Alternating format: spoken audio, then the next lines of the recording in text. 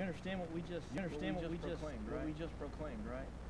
I mean, did you stop long enough to realize what we were proclaiming? We just proclaimed that under heaven and earth there is no other name that has the power, that has the glory, that is due the worthy and the honor, and the time and the effort, and to call out that name. I hope, I pray that this morning you understood what you were doing. I hope you didn't miss it because you were thinking about something else. You were distracted. Sometimes we get that way, right? We get distracted by whatever. Sometimes we get distracted by things that we think are worthwhile. Sometimes we get distracted by things that. Hope you didn't miss that this morning because I have to confess. You missed that this morning. You missed the Spirit. You missed the Spirit this morning. You missed that opportunity. To confess what a powerful name it is. That nothing compares to the name of Jesus. The name of Jesus. You missed the opportunity. The opportunity to confess that. To profess that. To proclaim that. To proclaim that this morning. I don't know that there's anything that I could say. The message that God has given me this morning that could fix that. If you missed it. Because this morning you had an opportunity to be encountered, in the presence of the Holy Spirit. I hope that you understood what just happened. I don't know how to jump into my message. I felt like that's what had to be needed to be said. This morning we're talking about more than conquerors. And maybe that fits what I said where we're going this morning. We're talking about more than conquerors. The past 2 weeks we've been looking at the messages, Revelation, the book of Revelation. There's only one revelation. There's no revelation, no S on it. There's no S on it. The revelation that Jesus gave to John the Apostle, while he was on the island of Patmos. He received this message. He wrote these letters. He wrote this message down for everyone to see, for everyone to know. There's a lot of imagery in the book of Revelation. There's a lot of hidden meanings. There's a lot of numbers, and it's really fun. I really enjoy the times that I have dug down into the book of Revelation. There's so much really cool stuff in that book. I mean, it's like. And here's the thing, there are numbers in the book of Revelation, but they don't have anything to do with numbers, right? And there are things in the book of Revelation that have nothing to do with things in the book of Revelation. And to see it all work out, to see it all kind of play out, to see the way that John put it all together, and the way Jesus gives him this vision, this dream that he has, and to kind of follow it through all the way through it's incredibly, it's remarkable. It's amazing. It's nothing short of amazing. It is maybe one of my favorite books. A lot of people get afraid of the book of Revelation because they're like, oh, there's so much stuff in there that I don't understand. And yeah, there's a lot of stuff in there that's very difficult to understand. And I confess, there's a lot of stuff in the book of Revelation that I just kind of look at and go, I guess you'll explain it to me, Lord, when I get there, right? I mean, because there's some stuff that I truly believe this. I truly believe that there's some stuff in the book of Revelation that you and I will never know this side of heaven, right? I mean, that's just the way it is, and that's just the truth. We can speculate, we can sit down with scholars, we can sit down with all of our knowledge and all of our intellect, and we can try and figure a few things out, but the reality is, at the end of the day, there's a lot of stuff in the book of Revelation where we just kind of go, I don't know, you know? I think I have a good idea. I've got a grasp of what God is trying to tell us, but how it all plays out exactly, you know, the way it looks, exactly the way it's supposed to be, I guess God will explain it to us when we get there. I guess it'll all make sense. Maybe at some point we'll be like, you know, we'll be in heaven one day and we'll be like, oh, you know, it's maybe one of those moments. And if that's the case, then I'm perfectly fine with that, right? But the book of Revelation is an incredible book, and we looked at chapters 2 and chapter 3. And chapter 2 and chapter 3 are the 7 letters to the 7 churches in Asia Minor, right? And so we had these letters to these churches. And Jesus had a specific message for each one of these churches. We spent the last 2 weeks looking at what those messages are. We're not going to get into those messages today. But what we want to do is we want to jump off of that onto something that we picked up on at the very end last week. At the very end of the message last week, I kind of pointed this out to you. I kind of showed you this. And in every one of those messages, in all 7 messages, there is a word that we need to catch on to. There's a word that is there, and it's in every single one of them, right? In chapter 2, verse 7, it says, "He who has an ear, let him hear what the Spirit says to the churches. To the one who conquers." And then there's a message. In verse 11 of the same chapter, he says, "He who has an ear, let him hear what the Spirit says to the churches. To the one who conquers." And then there's a message. In verse 17, it says, "He who has an ear, let him hear what the Spirit says to the churches. To the one who conquers." And then he has a message.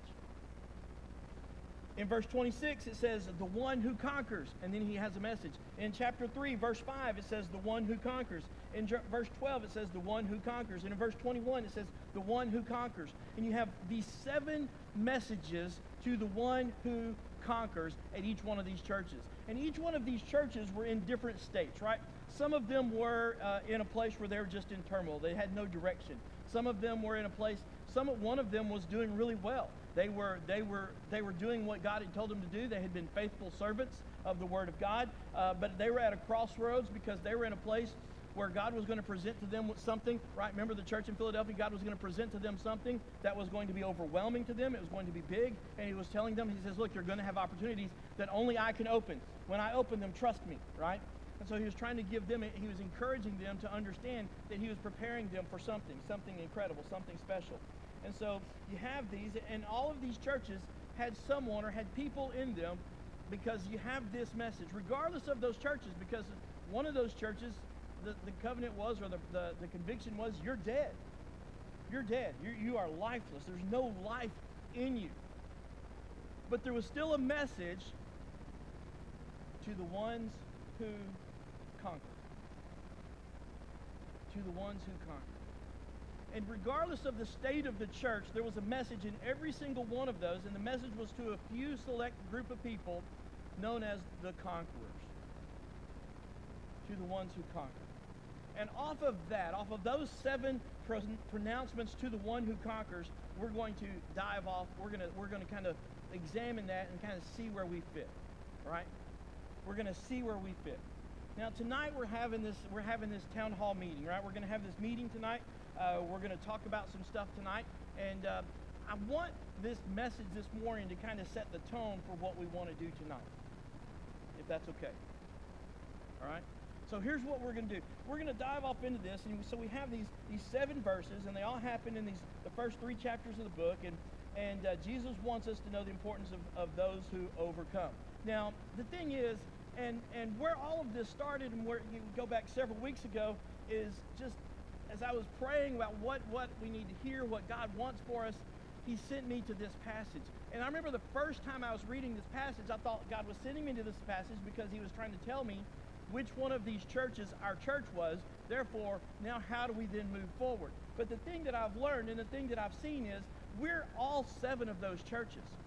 To some degree, we're all 7 of those churches, right? To some degree, there's some of us in this place that we've lost our first love.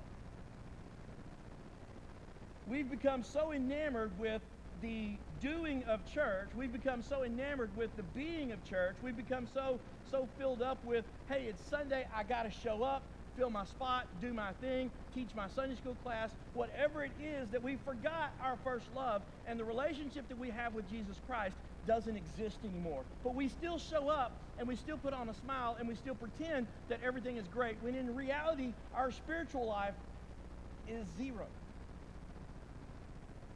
And we've forgotten our first love.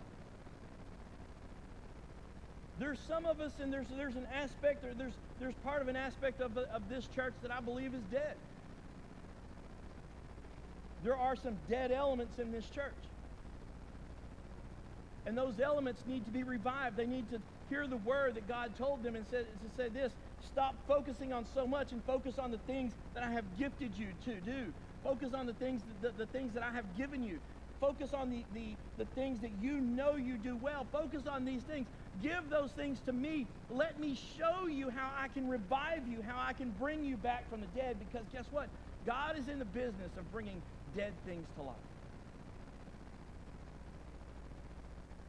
And I think to some degree there's an element of us as a small church that we look at some things and we think that we become overwhelmed because we think, hey, listen, God may have opened a door. He may create an opportunity, but the thing is, we're really not in a situation where we can step through that door.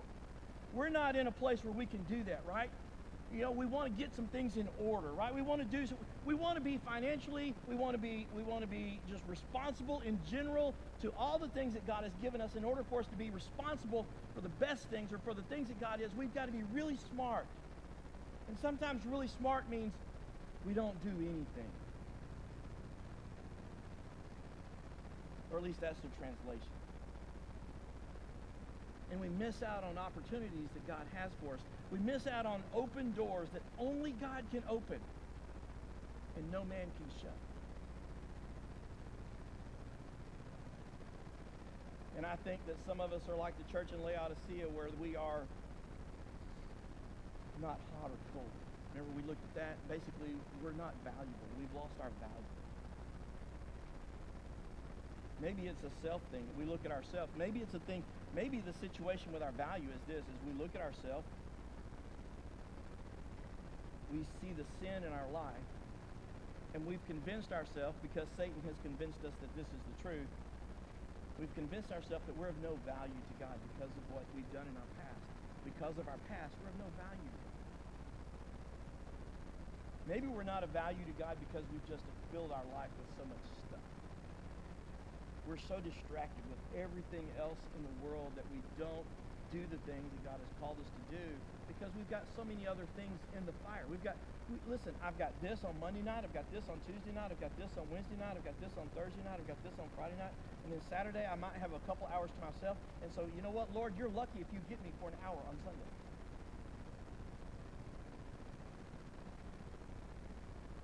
We've missed these opportunities, and we've become of no value to God because we don't allow ourselves to be used by Him. We don't allow ourselves to be placed in situations where we can be of value. And He says, because you're of no value, because you're not hot nor cold, I vomit you out of my mouth. You make me vomit. Those are His words. I spew you out of my mouth, if you want to go with the King James. I think the Message actually says vomit. The word is vomit. And that's the most times I've ever said vomit while I've been preaching. I'm good if I don't say it. My mom would be, don't tell her. All right. Here's the thing. Conquerors is the name given to believers who do not allow the problems in this world to destroy their passion for Christ. The name conqueror is a badge of honor that God gives to certain believers, to some believers who are in the churches, who exist in the churches, who do not allow themselves to be distracted by all the stuff that goes on in this world. Because here's the reality of it. It doesn't matter what church you go to. It doesn't matter what situation that church is in, whether it's in a fantastic situation, the church in Philadelphia, or it's in a situation where the church is dead, right? The church of Sardis. It doesn't matter what situation you're in. God's looking for people. He's looking for those who are conquerors, those who do not get distracted by the successes of things, nor do they get distracted by the failures of things, but rather instead what they do is they focus on the heart of God and they ask themselves, Lord, where can I serve you? What can I do for you? How can I grow your kingdom, God? Here I am, use me, or as Isaiah said, here I am, Lord, send me. That's what God is looking for. Those are conquerors. Those are conquerors. And that's what our focus is this morning. It's a big deal for our Father to know that there are conquerors in the church today. In order for the church to survive today, it must be built around conquerors. You cannot survive in this world today if conquerors do not exist in the church today. Why is that? Because there are so many distractions. There are so many distractions. You say, well, if everything was going great and everything was successful, that wouldn't be the case. That's not true. I can name to you 5 churches in the past year who everyone would consider extremely successful churches, and for whatever reason, leaders in those churches lost their focus and they stopped becoming conquerors, and they allowed the world to conquer them.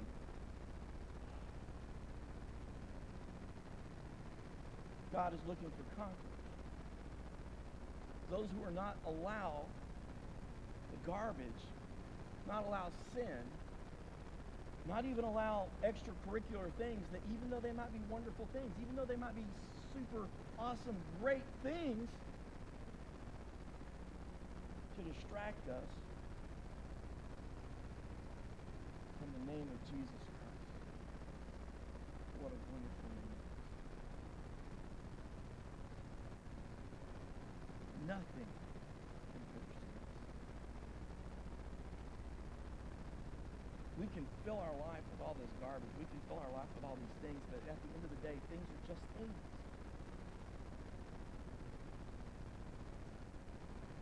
Listen, there's nothing wrong with serving at the Brazos church pantry, but if all you're doing is serving at the Brazos church pantry and there's no relationship with Christ, that's just things.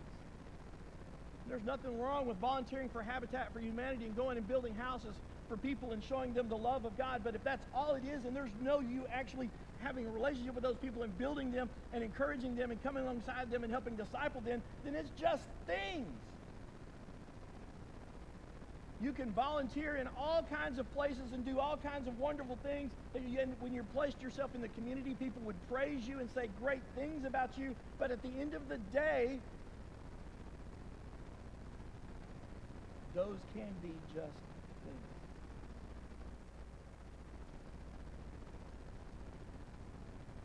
What a wonderful name it is. The name of Jesus Christ our Lord. Nothing compares to this. Nothing compares to this.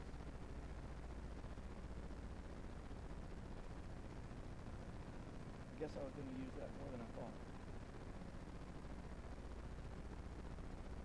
Only conquerors understand and never let go of their first love. That was the problem with the church in Ephesus. Other distractions that try and steal our love. And listen, this world is full of distractions that will try and steal your love. And like I've already said, some of those distractions, they're legitimate distractions. I mean, some of them are like really awesome things. They're great things. And they're things that you're like, well, I'm helping people. Yes, but what are you helping them do? Are you helping them know Jesus more? What are you helping them do?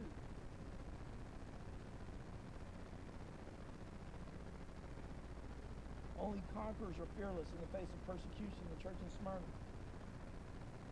The church in Smyrna was undergoing that persecution. He says, to those who conquer, that in the face of persecution, in the face of ridicule, they didn't allow those things to distract them. They didn't allow those things to bring them down. They didn't allow those things to cause them to lose their focus and their heart.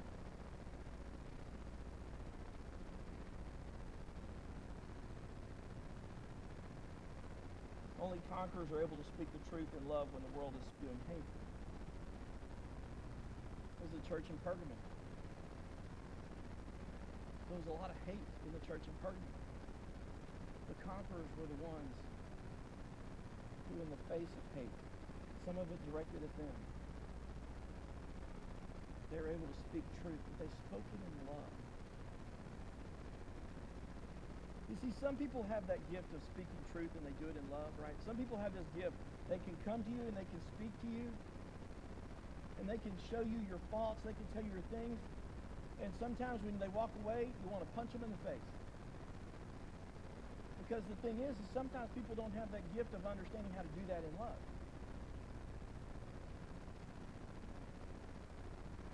Marcia Luter was a wonderful lady at the church that I served at in Midland. And there at the church I served at in Midland, there was a moment in time, there was just a, it was probably one of the darkest, lowest moments in my ministry. I reflect at it, look at it now, I was burnt out. I was tired. I was exhausted. I didn't have the energy to do what needed to be done at times. I was burnt out. And it was Marshall Luther who came to me and said some very harsh things, some very difficult things, some things that if some people would have come to me and said, we would never be friends again. Not because you weren't right, because some people understand in order to do something like that, they have to do it out of love. And when she did it out of love. She presented to me, and she confessed to me some things that I needed to hear. I refer to it as a good old-fashioned kick in the pants. I needed that. But because of the way and the spirit in which she did it, I reflect back on it as probably one of the greatest things that one of the greatest gifts I've ever been given. And the reality of it is, if I were to make you privy to the conversation that we had, you wouldn't think that what she had said to me was a gift in any way whatsoever. It was very harsh. But she had this way of doing those things in love. And sometimes people speak and they have great intentions and they have great motives and they have great things, but sometimes you want to look at them and go, where's your love?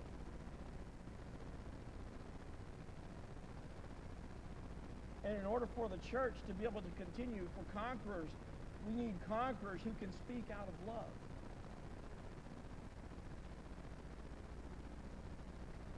Because the reality is what we usually get, we get people who speak out of anger, frustration,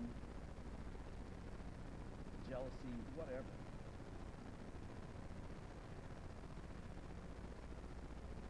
And those things have never helped build a church. But God is looking for conquerors, because only conquerors is God able to use to then build his church. Only conquerors refuse to allow others to pull them away from Jesus. The church of Thyatira had been pulled away. They had some false teaching in there. But conquerors are the ones who hold fast to the Word of God, right? Because they're in the Word of God. And so therefore, when they hear things that aren't true, when they hear things that don't fit with their spirit, they're able to step back and go, whoa, time out, that's not right. And they're able to withstand that. They're able to stand up against the false teachers. They're able to stand up against some of these things that just aren't true. Listen, there are lots of false teachers in this world today. There are lots of preachers who stand in the pulpit every Sunday morning who don't give you the full message of the gospel of Christ. That is a false teacher.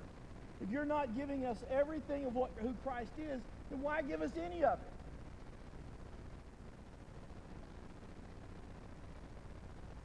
They want to talk about sometimes of the beauty of Christ, the glory of Christ, and those are awesome and wonderful things, but they never sometimes tell us about the blood of Christ. They never tell us about the sacrifice of Christ. They never tell us about some of those things. They never give us the hard details.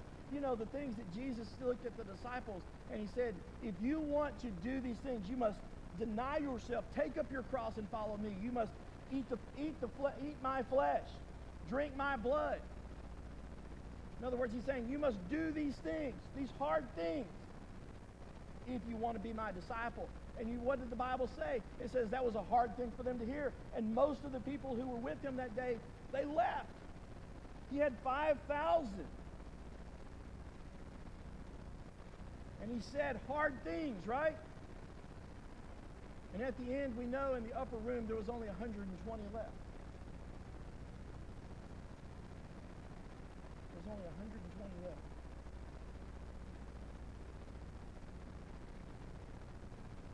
Conquerors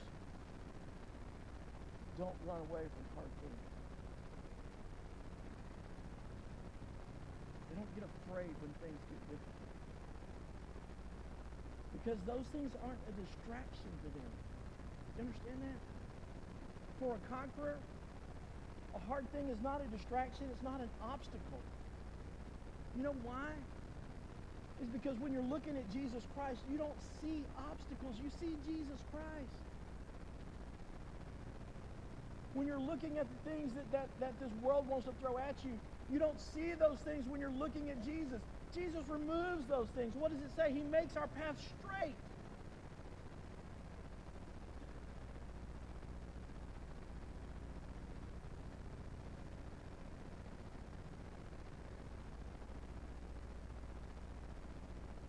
Only conquerors are able to live in the face of death. The church in Smyrna was dying. In fact, it had died. But he still says to the conquerors, to the ones who conquer, to those who refuse to give in to death. I just have a picture of those people as being like the most stubborn believers that Jesus has ever known, right? Everyone's dying, not me, I refuse. Those are, of all the people, I think those are the people that I would enjoy hanging out with the most. And I'm not saying that the others didn't go through some hard times. I'm not saying that they didn't have some hard trials. I'm not saying that what they did was any less than what these people did. But there's just a part of that whole thing that to me, it kind of excites me. Thank you so much. Thank you. I was wondering if I was going to be able to finish. My throat seems to be, thank you. It seems to be getting worse too. But the church in Smyrna, the conquerors, says that they were able to, they faced death, that the church was dying, that the church had fallen apart, and yet here they were. They refused to give in to death. It's almost as if, hey, look, things here are dying. And they look at them and go, no, it's not. Because things are just things. We're looking at Jesus. And he's not dying. And we're not letting go. And they held on, and and here they are as Jesus singles them out and says that they're conquerors. He refers to them as conquerors. Only conquerors are able to trust God and serve him regardless of circumstances. As the church in Philadelphia was going to be presented with a large obstacle, an opportunity that only God can provide. And a lot of times churches, these are defining moments for churches. Do you do this? Do you go right or do you go left? Do you follow this path or do you follow this path? And we form committees at times to decide which path we're going to follow, right? Because that's where the best thinking occurs, is in committees. If you've ever served on a committee, you're laughing right now. Because in reality, and I love you to death, and if you're serving on a committee, God bless you, and I don't mean that in the way of, like, oh, look at him, he's so special, God bless him. I don't mean it in that way. I truly mean God bless you. But can I be honest? Some of the dumbest ideas I've ever heard have been in committees. And if you've ever served on a committee, you know that's true. You know that there's sometimes, but at the same time, after a while, and usually after lots of prayer, some really great things can come. But we formulate committees to decide which direction we're going to go, this way or this way or this way or this way. And God is saying, listen, just come to me. You want to know the direction that I want you to go? Follow my voice. I'll lead you where you need to be. I'm going to open up doors and opportunities for you that nobody else can open up and give you. Don't be afraid of those. I opened them for you. I'm going to see you through them. And a lot of times, the most ridiculous thing is a lot of times we look at things and go, well, I don't know that that's right for us because I don't know that we could do that. I don't know that we have the resources to do that type of thing. Listen, that is one of the most ridiculous statements in all of humanity. And here's why. Doesn't the Bible say something about I can do all things through Christ who strengthens me? I mean, I think that's in there. And at times for us to know that God is saying this and for us to sit back and go, well, this is what God is saying, but, right? I mean, I think it should be in the Constitution and bylaws that if anyone ever stays or says the comment, I know this is what God is saying, but, as soon as I say but, I think it should be in bylaws. Someone should be allowed to slap them.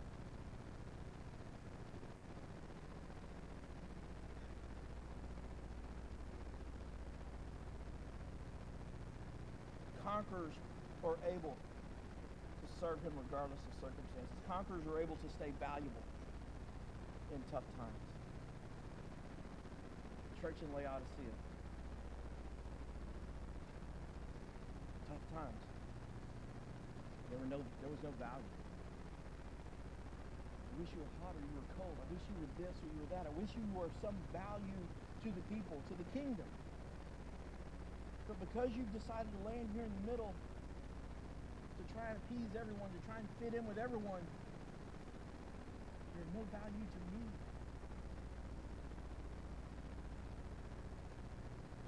And you had this who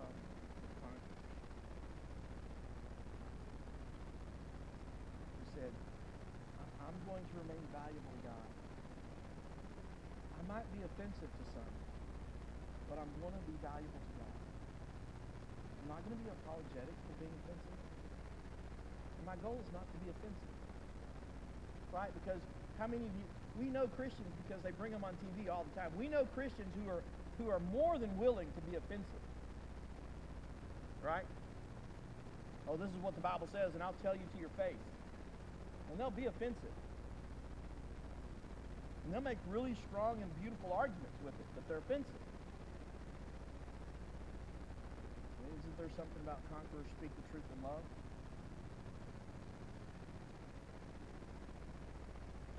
The idea of a conqueror is so valuable to God that he went back to that thought at the end of the book of Revelation. And this is this passage I want you to see. This is where we're going to end today. Revelation chapter 22. In Revelation chapter 22. In verse 5, he starts. And he says, and he who is seated on the throne said. So we know that's God, right? God says, behold, I am making all things new. All things. Sardis, the dead church, I'm willing to make it new.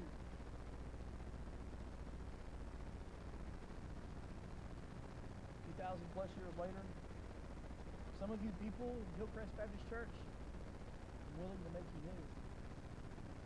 See, and some of you think that I'm talking about non-believers.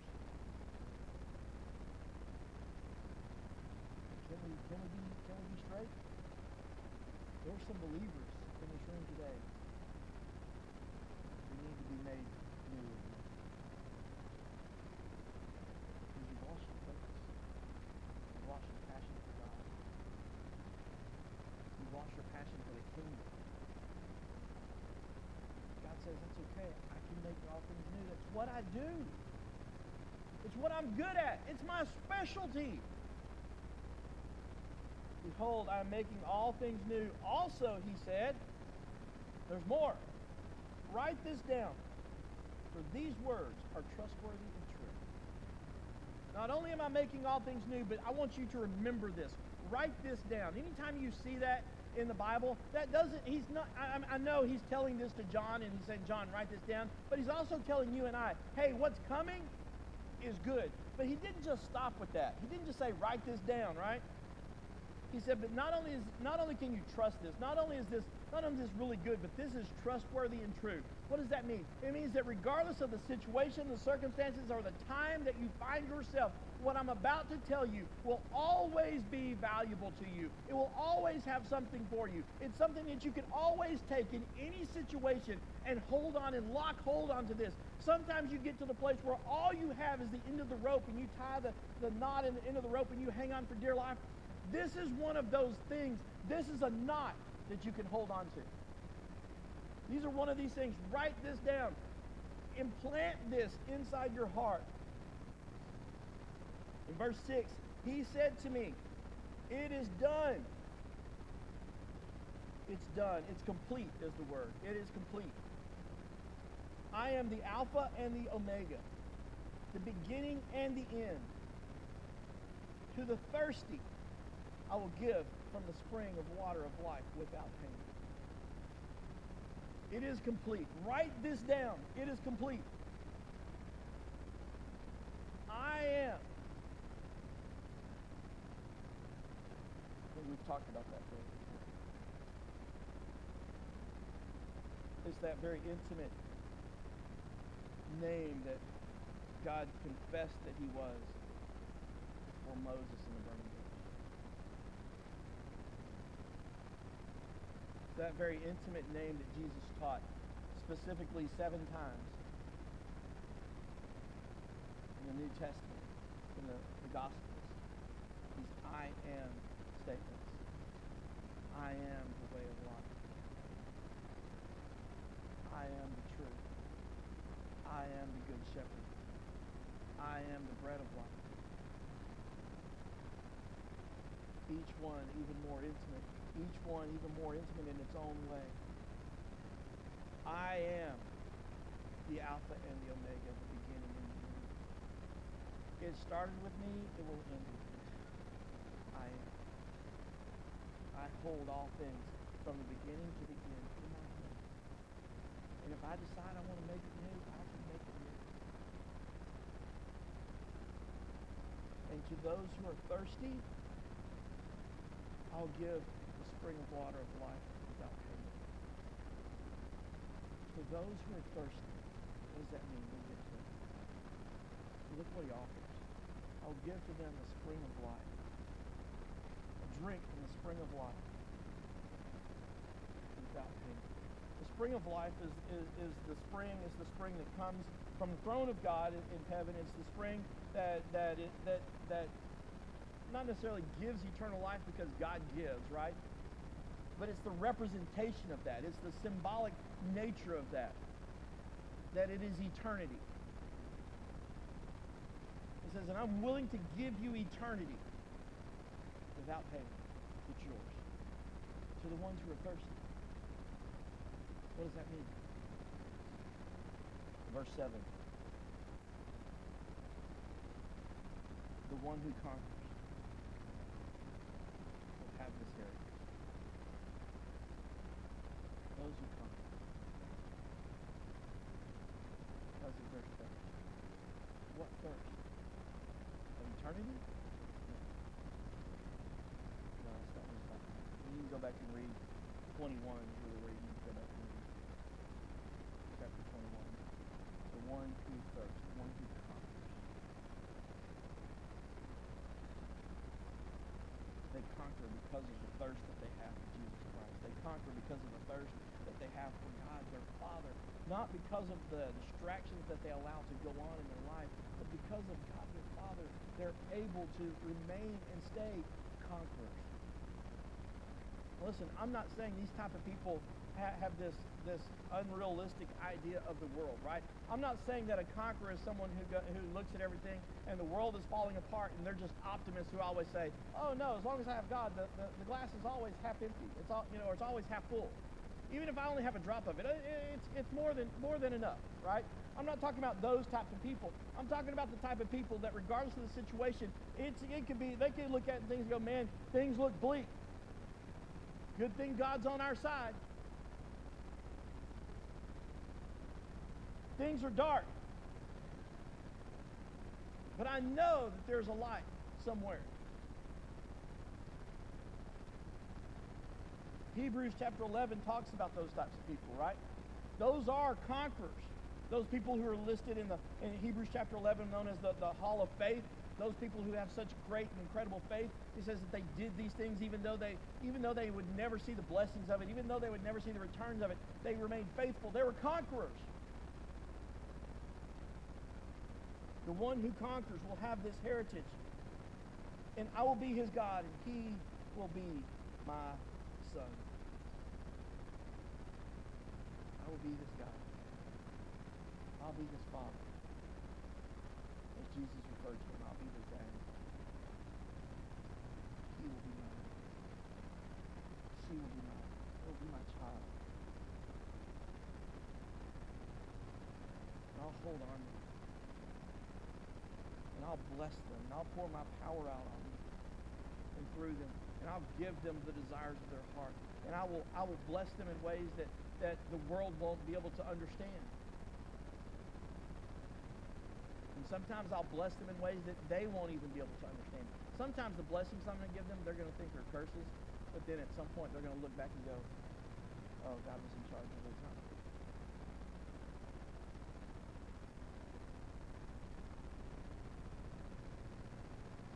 caution us in verse 8.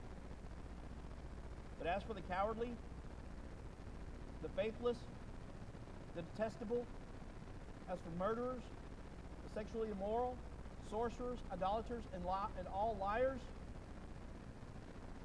their portion will be in the lake that burns with fire and sulfur, which is the second death. I make all things new. Those who don't want to be a part of me, those who are not willing to be my conquerors, those who are not willing to let the distractions of this world and this life go, don't hold on to those things. Seek me. If you seek me, you will find me if you seek me with just a good portion of your heart. No. With all of your heart.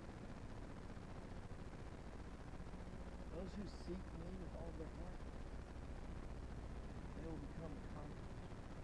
And then I will give from the spring of life without payment. I want you to see something here. These two things, there's really just two options here. There are the conquerors,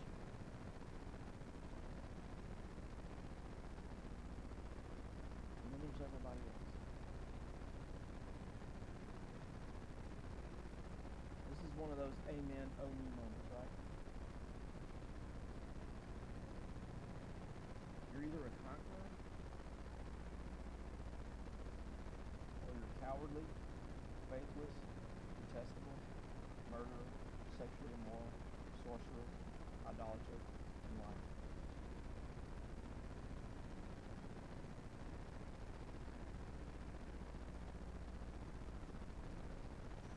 And it does not get out there.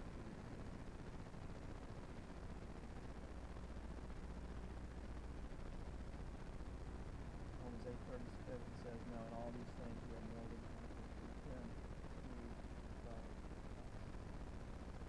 Those who want to be conquerors, there's only one place to go. And it's not to our past to see where we've made mistakes. There's only one place to go. And it's to the one who called us. It's to the one who can save us.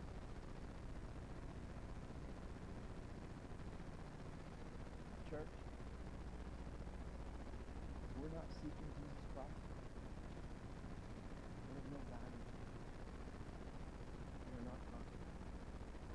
We're not the type of people who's willing to or wants to build his church around. And those aren't always positive and awesome words to hear, right? Because it's hard to be all in all the time.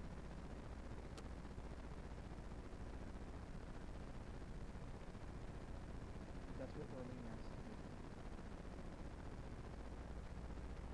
That's what he's asking here. So the question this morning, I think you know it. Are you a conqueror? Or are you not? Are you willing to be a conqueror? Are you willing to do what's necessary to be a conqueror? Are you willing to be the type of person that God could build his church around? Build his church with? Or are you going to be an obstacle for those who are? Father, this morning,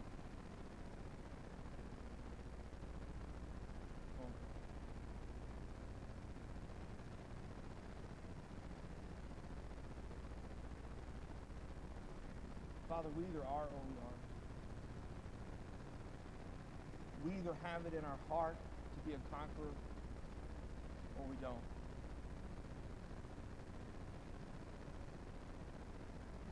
Father, I wish that this was one of those really good, fun, feel-good messages where everyone leaves excited and happy. God, sometimes we have to speak the truth, and Lord, I pray and hope and have prayed that I've been able to do it in love.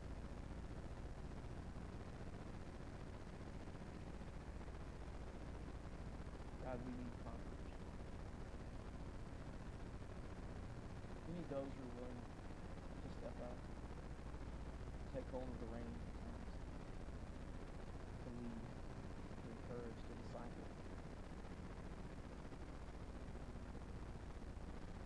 to share your hope, your message, your promises. Father, we need those who are willing to conquer.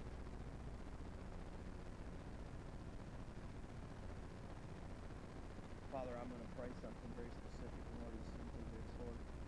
I pray that the conquerors in this room, that you would rise up. Father, that you would give them a strength beyond their own to fill in the gaps, to do the hard things, the work, that Hillcrest Baptist Church might be a blessing to you. And God, I'm praying that those who are not conquerors, Father, I pray that you would remove them. Lord, I pray that their heart would be changed. Lord, I pray that they would come around. Lord, I pray that they would one day choose to be conquerors. But Father, if you know that they're not, Father, I pray that you will not remove the distraction